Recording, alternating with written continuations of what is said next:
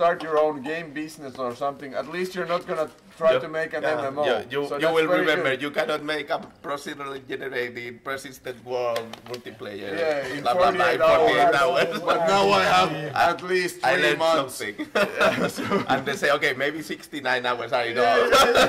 So don't be that guy, or be that guy, whatever. Be that guy once. Be that guy once, exactly. You have to be that guy. Yeah. You only get one shot. Yeah, being that guy. One opportunity. But like, yeah. Mama spaghetti. Yeah. It's ready. So, Giant spaghetti. Yeah, that can quite false hope when you get through the crushed dream phase, and you're like, well, this is like kind of repeating my fucking history. Yeah. It's like we've been making this game for 3 years. I can say something about this later. Yeah. We can't even finish one level because the core design was so bad that we couldn't find a solution. Because okay, now we're talking about design here. What a lot of designers do when they try to solve a core problem is they try to add something, which basically might feel the problem more distant, but it's still there in the core of the game. So we had a game, an endless runner game, where the whole thing was fucking procedural. It wasn't an MMO, but it was procedurally generated. Because it's like endless fun. Endless fun is procedural generated. Replayability over 9,000. Yeah, I was thinking like a true champion back then. But the problem was like, whatever we tried to add or do or change, the game just felt like tedious because there was an endless runner. Endless runner. Like, what's the core two things that you get in love with platformers is the control scheme and the feel, how it's like responding, how polished it is, and the level design. Yeah, that's and like you are achieving something when you like finish a level or like something. The rewardment, and also what I fall in love, why I like platformers a lot is the actually knowing what you did wrong immediately. It's like instantly telling you, oh, I know it. It's not like a Zelda. Okay, I have a problem with puzzles. Probably people solve Zelda puzzles like in an instant. But there's a video about that of Shigeru Miyamoto explaining the design of level 1-1 of Mario. Yeah. You go check that. Post in the link in description. Not about my failures, but like.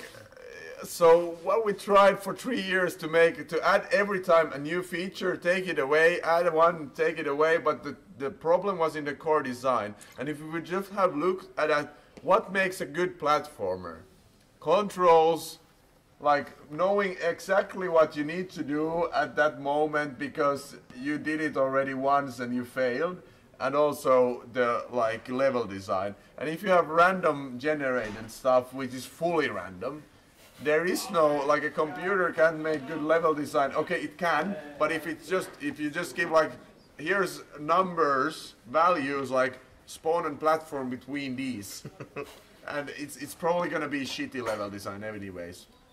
But we never went to look for the core of the problem, and we used 3 years on finding out that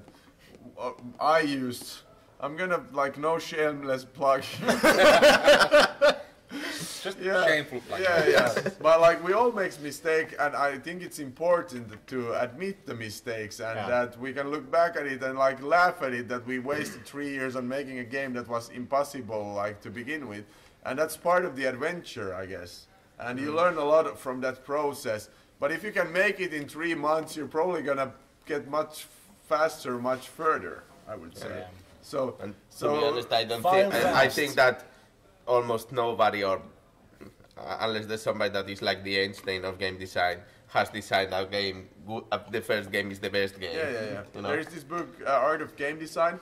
I was reading it and feeling like bad because like your first 10 games will be shit, and I was calculating all my prototypes like, so okay, I'm at 9, so this next game, next one will be it.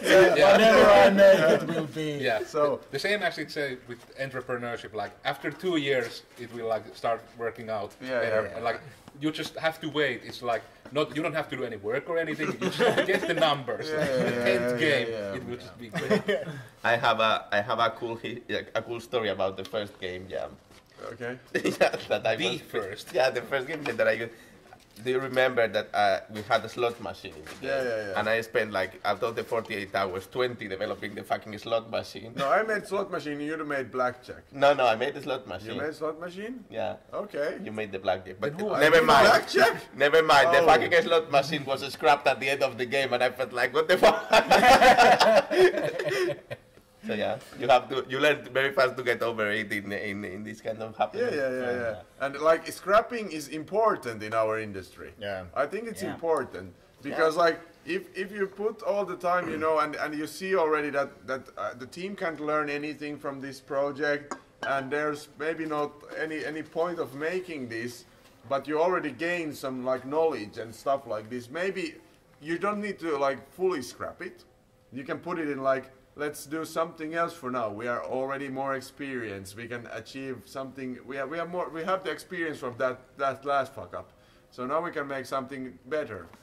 And I think that's like, don't scrap it like fully. Keep that idea ahead in your head and keep it going there if you're a designer or something. But just letting go for now, it doesn't mean like it's final forever. Yeah. Like I'm not gonna speak like about our games and like in names or anything, but there was a project and there was like, it felt impossible at that time. Then I put it away. I didn't put any thoughts on that project, and then now it's just, I start thinking about a completely different game, just like a conceptual kind of story thing, which I would like to make, which has like a deeper meaning in the game. Yeah. And then I was like, hey, this gameplay would actually like add to this. And we actually used like 6 months on discovering and failing on that gameplay. And we got to a next point where it almost started working. And we decided to scrap it because it was a mobile game and we didn't see the opportunities at that moment. For a small team like us, without proper funding and all this stuff, that can we make this happen, or should we maybe try something else, another turf, with the knowledge we already have here. But now, when I did that, it didn't come back.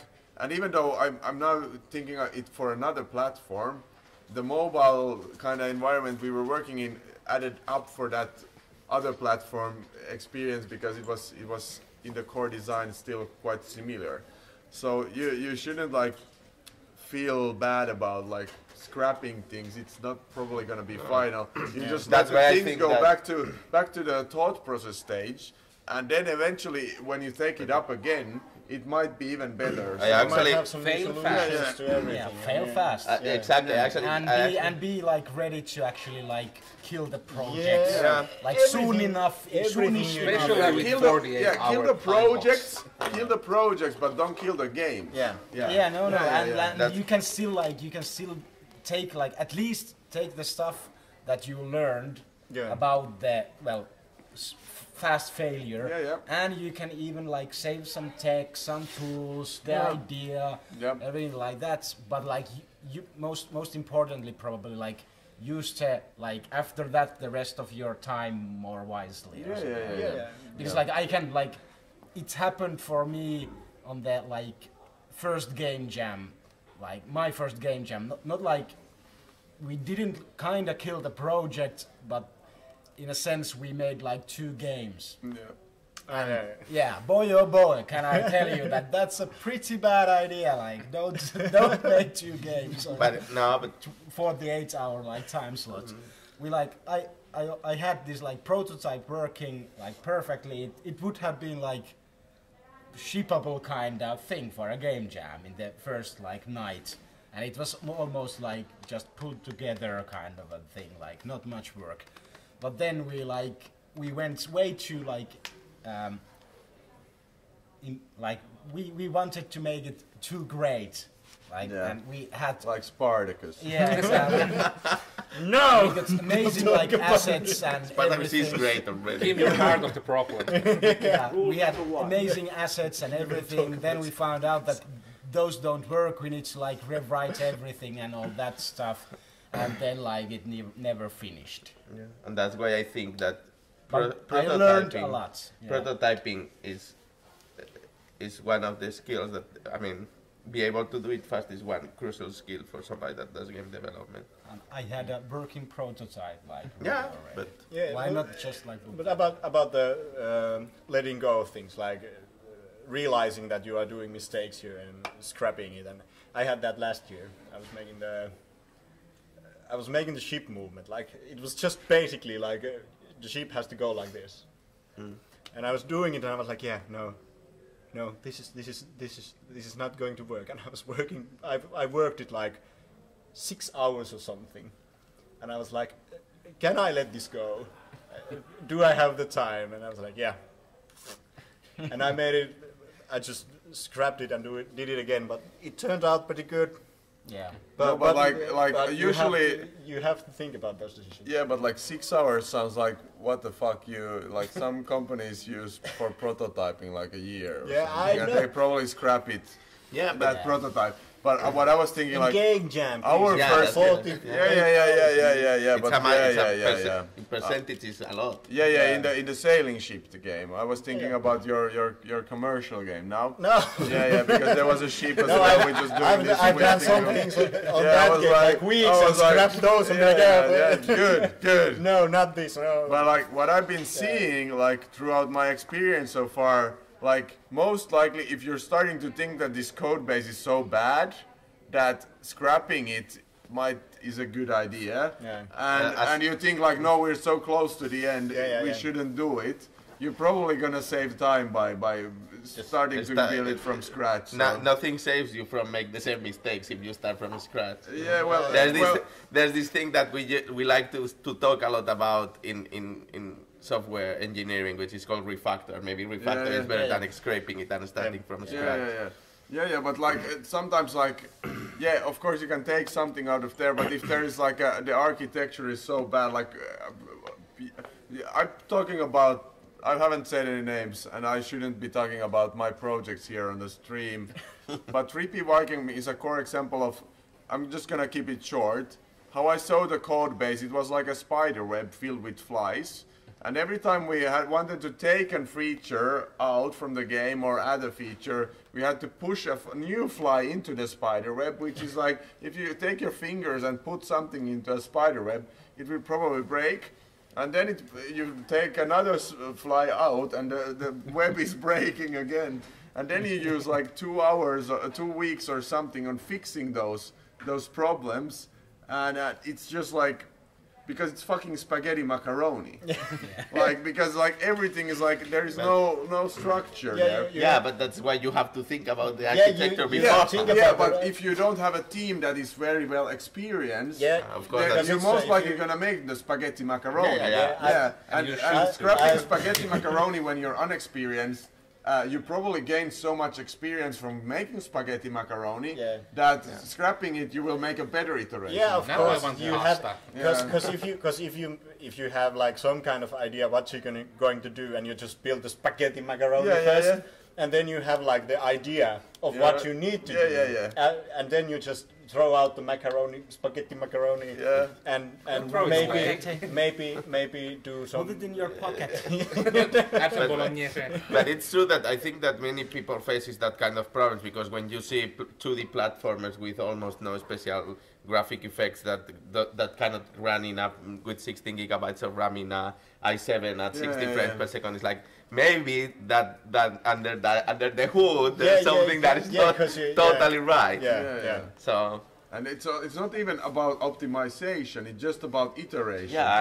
So how easily can you bring stuff into the product? Because if you don't have a code base that is adaptable, because there is like things that needs to be done, and you get feedback and you need to iterate the process.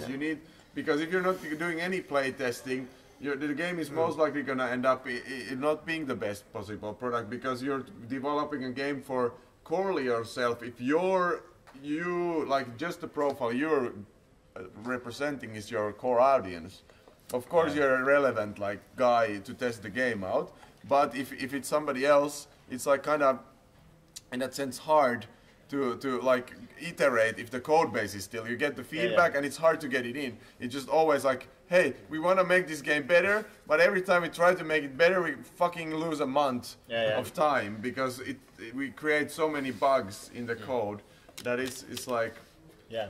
So there's this kind of, we're now talking about like, not about Game Jam, but game development in general, but I think it's a good stuff. So. Because that's also a thing I like thought that it is important to, even if you don't want to like fail fast on your first Game Jam, you should like do that sort of failing at least once, because it's something I also like think is great about software development, for example.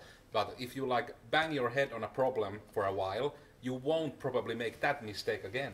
So you learn it like if you do like a shit code base and then you like notice like, oh yeah, this didn't work, and then you already think that next time you start even planning something, you start thinking like, okay, I had this problem last time, I don't want that again. You decide. But the faster you can do it, the better you will be. Like getting, like what I think about like failing is not about the actual information you get from failing, it's that you get used to failing.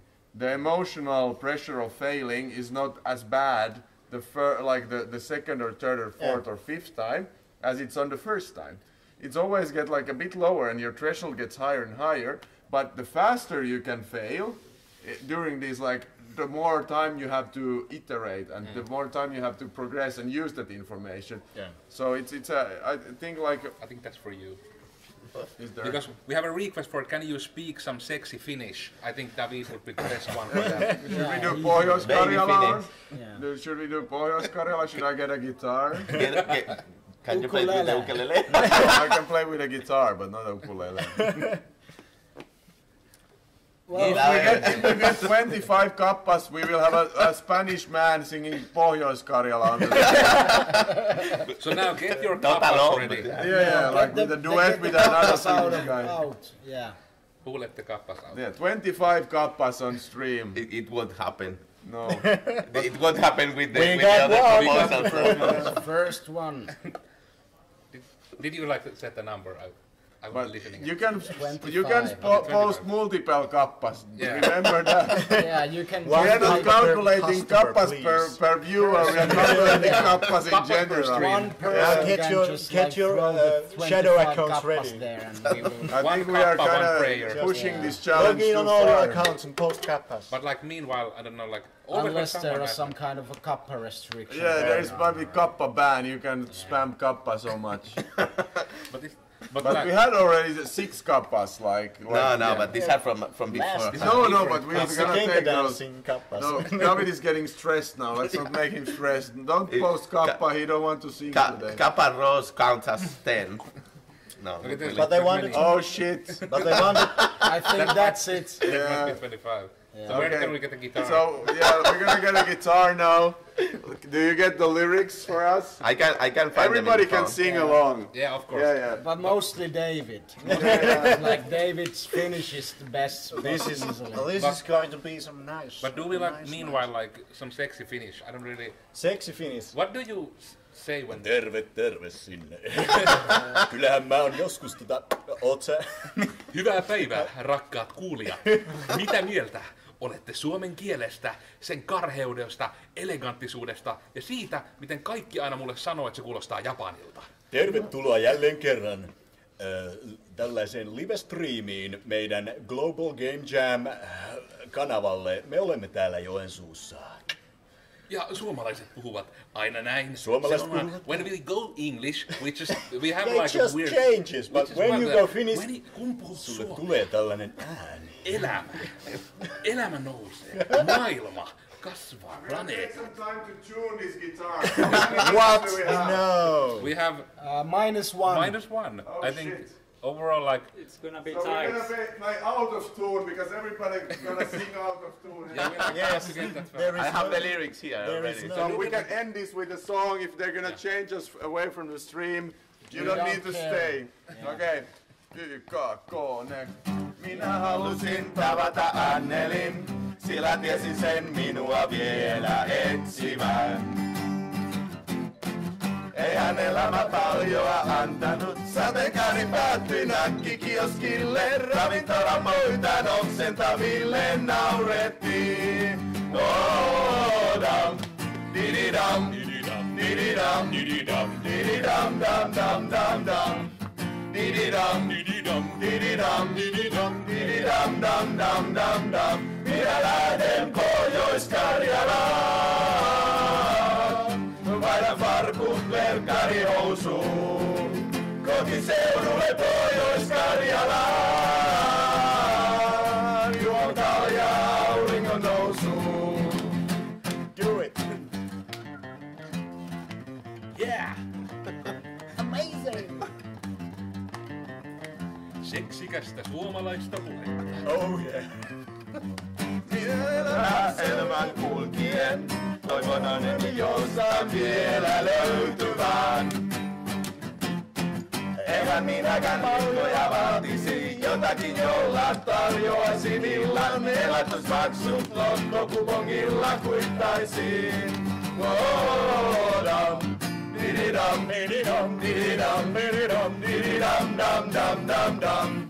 Dididam, dididam, dididam, dididam, dididam, dam, dam, dam, dam. Minä lähden Pohjois-Karjalaan. Vaihdan farkut verkkarihousuun.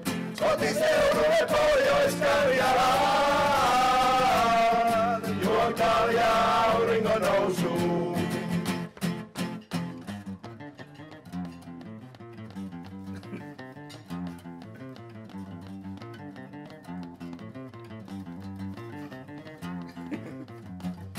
Ja elämän sävelen hukkasin, oman onneni sirpaleita säilytän.